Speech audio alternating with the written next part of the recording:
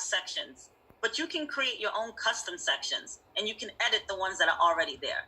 So let's double click on the one that's already there to create our first section. And let's call that, well, we can't edit this one, sorry. Let's create a custom one. Grab the section one, bring it down and drop it on the page. We are going to name this one Inventory Information. Let's create our first property. All right. When you're done with this, let's select two columns.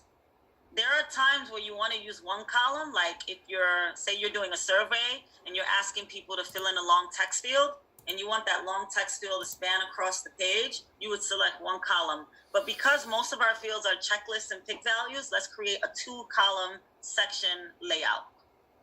And let's press OK. Now, this is our inventory information. So let's add the fields related to our inventory information. Let's grab record type, put it on the left side.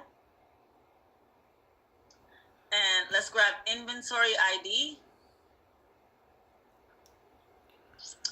Let's grab the type, the make, the model, body style,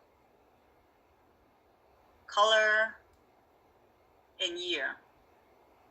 So let's organize these fields on our page layout. I'm going to put body style on the right-hand side because remember we selected 2 columns, so we have the 2-column option here.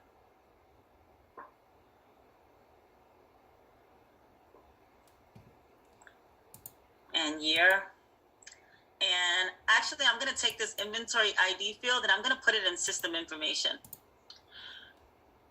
One thing I want to note to you guys, you see how this section header is black and this section header is gray? I'm going to show you how it looks when you leave it grayed out, because it says header is visible only on edit view. So like right now we're editing the page layout, so we see this header. On the record itself, we don't see the header. See, this system information section is just flowed, it's connected to all of your other fields, and we don't want that, right? Because this is mixing this in with the rest of our fields on our page layout, because the section header is grayed out, but it doesn't have to be grayed out. Let's make it visible. So let's go back to our backend and let's double click on system information and let's click detail page. That means that we can see it in the edit page, we see it here, but we can also see it on the actual detail page. This is the detail page. Right now we can't see it.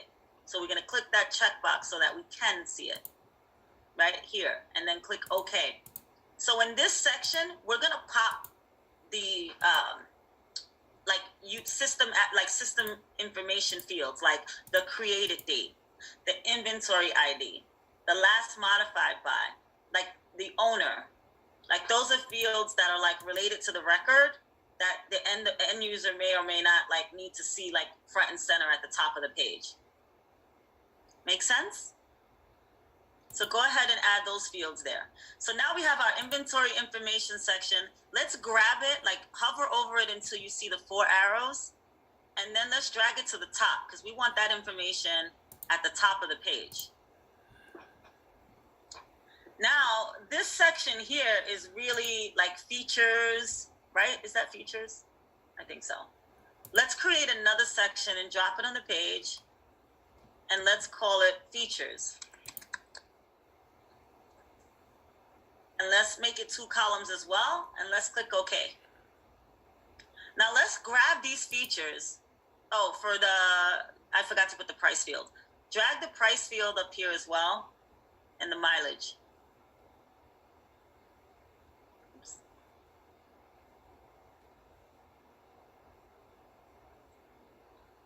Now for the feature section, let's take all of our checkboxes and let's organize them in the feature section.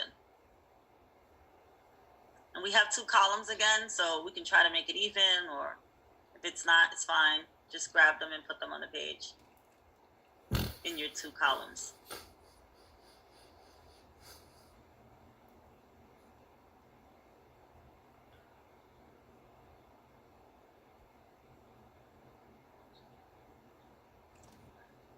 I'm just putting like the seat stuff together because it makes sense, and I'm putting like the entertainment stuff together because it makes sense. But whatever way you want it, doesn't have to be in the same order as mine. Just organize your fields on your page layout.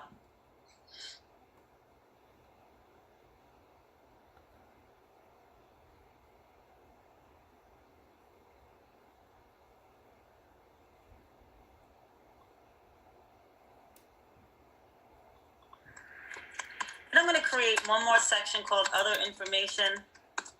And I'm going to make this one column. And I'm going to add that description sample text field. And I'm going to put it here. And so you see how that field now spans across the page? But it's a text field, so it's fine that it's going to span across the page.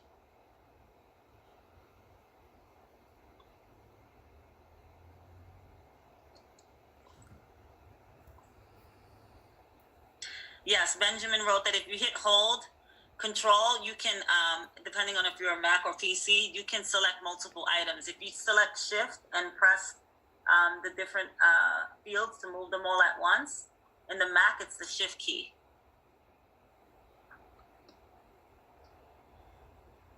So I was moving them one at a time, but if you have a lot of fields you need to move, if you're on a Mac, just hold down the shift key and then you can select a bunch of them and move them all at once.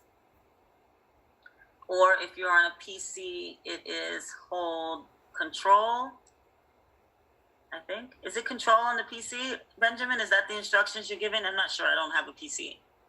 Yeah, for the PC, it's if you hold control and you select them, it's fine. Okay.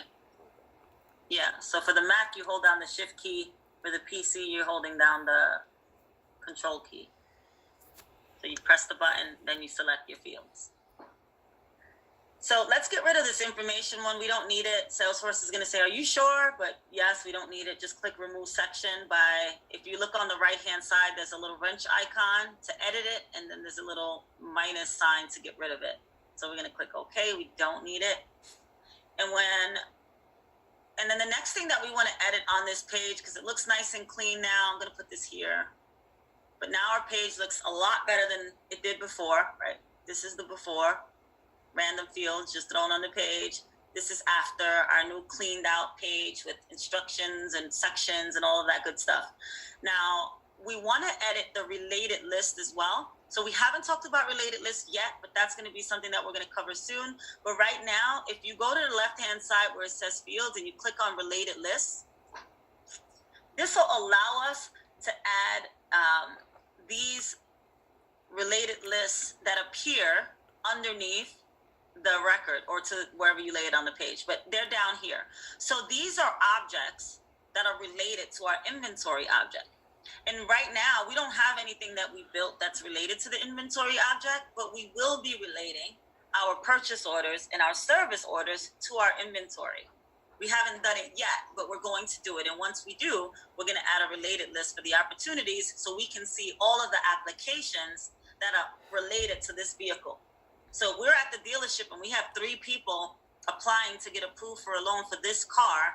Under related, we're going to